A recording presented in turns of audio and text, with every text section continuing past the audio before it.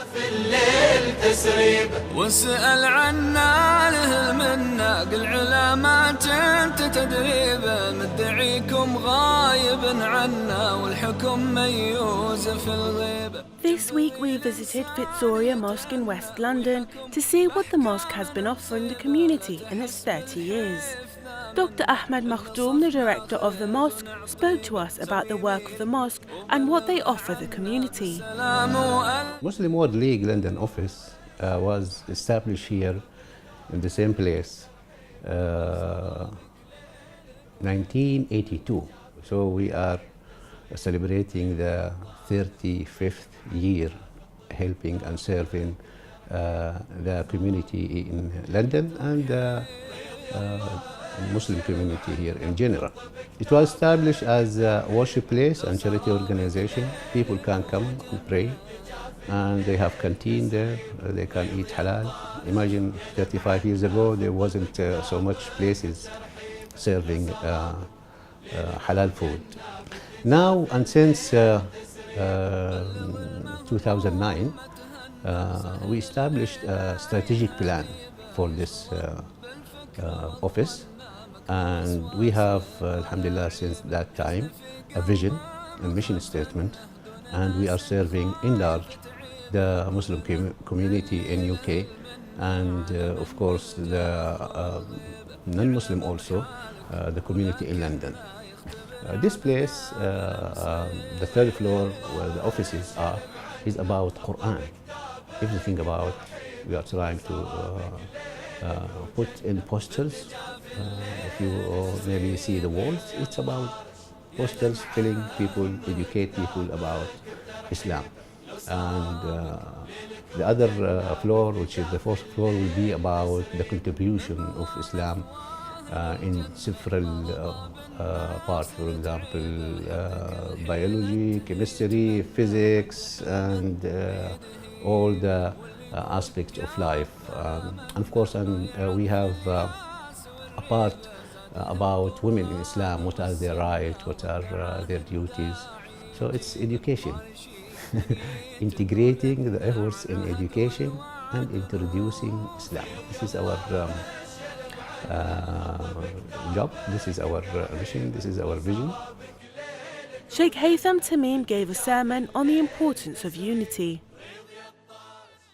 Allah the Almighty said in the Quran, obey Allah and His Messenger and do not dispute, lest you will fail and lose your power.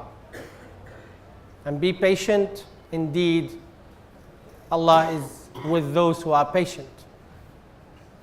And the Prophet ﷺ in his last sermon, in Hajjat al-Wada', the farewell Hajj, in the very famous farewell speech, amongst the many things he mentioned, he said, sallallahu alayhi wa sallam, do not turn back after you became Muslims against Islam. And there are plenty of verses in the Quran talking about the importance of unity of the Ummah. And probably this is one of the very famous verses. وَلَا تَنَازَعُوا. Do not dispute amongst yourselves. And the very famous one as well, وَاعْتَصِمُوا بِحَبْلِ اللَّهِ جَمِيعًا وَلَا تَفَرَّقُوا. And hold fast to the rope of Allah, all together. Do not be disunited. If we were to read history and learn from history, at least, let alone the non-Islamic history, at least our history, we see that since the very early stage of our history, our internal disputes destroyed our ummah. After his death, sallallahu alayhi wasallam, we have an internal dispute. and so on and so forth, till today, till the day of judgment. The collapse of the Umayyad Khilafah mainly was because of internal disputes and many other reasons. The Abbasids Khilafah, the same. The Andalus, the same. The Ottoman, the same. Internal disputes destroys the Ummah, destroys any state, destroys any giants in the history and in the current climate as well. And this is why Allah Azza wa Jalla is saying, وَلَا تَنَازَعُوا. It is a command form. فعل أمر. لا تنازعوا. It's prohibited, forbidden to dispute amongst yourselves. Why that? Because it will lead to failure. And failure will lead to losing power, and then you will be weak and your enemies will control you. Exactly as the situation in Al-Aqsa today. They will never dare to do that if we were united. But because we are weak, fighting one another, because we are weak, involved in internal fights, instead of reserving our power to fight our real enemy, we are fighting one another. And this is why Allah is saying, فَتَفْشَلُوا وَتَذْهَبَ رِيحُكُمْ. You will fail if you were to dispute amongst yourselves. Your power will be dispersed. You have no power anymore. Although we have power. We have physical power. We have financial power. We have moral power. We have revelation on our side. But with all of this, if we are not united, it's against us, not for us. And then when you read the rest of the ayah, وَاصْبِرُوا إِنَّ اللَّهَ مَعَ الصَّابِرِينَ. I was wondering when I was reading and rereading and reflecting on the ayah, why Allah Azza wa Jal is saying, لا تنازعوا on one side, do not dispute, do not fight one another. And on the other side, he's saying, وَاصْبِرُوا. What is it for? We need to practice patience. Why? Simply because we are different and we will have different opinions and we will have different points of views. And this is very natural. But the unnatural thing, to develop and escalate this or these differences to make it to a dispute where we disagree and then we fight on that disagreement.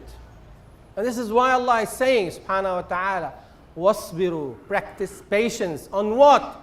On your differences. Practice patience on your differences. Do not make your differences escalate to a level where it destroys you. Instead, you celebrate your differences and channelize it in a way that serves you. And this is exactly what the Prophet said sallallahu alaihi wasallam in the hadith. مثل المؤمنين في توادهم وتعاطفهم وتراحمهم كمثل الجسد. So the example of the believers in their compassion and mercy and cooperation is exactly like the body.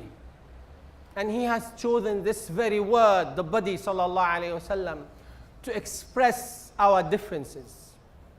Because the ummah is the body. And in that very body, we have different limbs. We have the brain, the heart, the vessels, the blood. We have all sorts of different things. And they are different. We cannot dispute the fact that they are different. But they should function as one body. So it is an acknowledgement to our differences. But instead of escalating these differences to make it a dispute, we should celebrate our differences and harmonize our differences in order to function as one body. Wasbiru, this is why he's saying, subhanahu wa ta'ala, wasbiru, practice patience. For what? For your differences. So we need to learn how to practice patience, how to harmonize our differences, not how to escalate our differences and make it a point of disagreement, and then it goes to the shaitan, and when we fight one another. ولا تكونوا كالذين تفرقوا واختلفوا من بعد ما جاءتهم البينات. And do not be like those who separated and disputed after they have been given the proofs from Allah Azza wa Jal. Don't be like them. Allah is saying, don't be like them. And unfortunately, there are plenty of verses has been revealed to express the situation of the disbelievers. But sadly, many of these verses, as if it has been revealed to express our situation. Like, تحسبهم جميعا وقلوبهم شتى. You think that they are all one, but they are on different hearts, different directions. And the other verse as well, in the same surah, Surah Al-Hashr, يخربون بيوتهم بأيديهم. Allah Azza wa Jal is saying that they are destroying their own homes in their own hands. And unfortunately, this is what we are doing today. We are destroying our own homes in our own hands. Our economy, our power, our military power, you name it. Why that? Because we cannot accommodate our differences. وَاعْتَصِمُوا بِحَبْلِ اللَّهِ جَمِيعًا. Hold fast to the rope of Allah all together, and do not be disunited. We feel now the importance of unity. It's not anymore a verse you read in the Quran. No. We see these verses in motion now, talking to us every day, under the stress which we have every day, starting from Al-Aqsa these days. Had it been united, our ummah, no one would dare to do such a thing in Al-Aqsa. But because we are weak, involved in our internal businesses and disputes, we started fighting one another. What a pity. The Prophet ﷺ, he says, as in Musnad Ahmad and others, لا تزال طائفة من أمتي على الحق ظاهرين لعدوهم خاذلين لعدوهم قاهرين لا يضرهم من خالفهم أو خذلهم حتى يأتي أمر الله وهم على ذلك. There is still a group of my ummah withholding to the truth, defeating their enemies. No one will harm them, despite those who let them down and those who disagreed with them. But what they receive from a test from time to time, this will be what harms them. And they will stay as such until the command of Allah Azza wa Jal arrives, i.e. until the day of judgment. And they asked, O Messenger of Allah, where are they? This very group of people. The Prophet alayhi salatu wasalam, he said, في بيت المقدس وأكناف بيت المقدس. They are in Bayt al-Maqdis and the vicinities and the surroundings of Bayt al-Maqdis.